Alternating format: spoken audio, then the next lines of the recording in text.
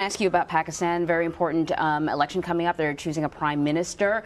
Is that likely to change Pakistan in any way? Yeah, so Pakistan faces a very decisive election on Wednesday. There's the front runner, Imran Khan, is sort of a break from the long rule of the military and sort of a cadre of elite families. He faces off against one candidate whose parents were respectively the president and prime minister of the country, and the other who is the brother of the previous prime minister who was just ousted. So there is a hope that Imran Khan, the main candidate, represents a change. But what we've seen over the past week is sort of a sort of unprecedented use of military force to aid Khan's candidacy.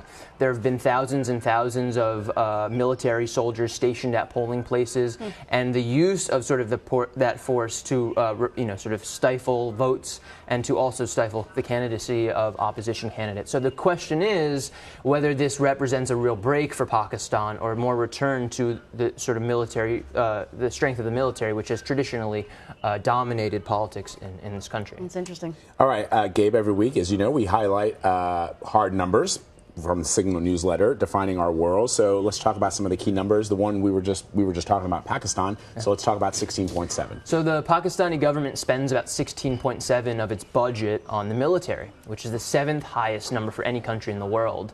As I was just mentioning, the military plays sort of an outsized role in the country, dominating politics, in part because they're surrounded by geopolitical foes in Russia and China, and because of domestic issues with domestic terrorism. The question is, can you sustain that sort of military spending and have an independent government that really functions in a democratic and open and pluralistic way?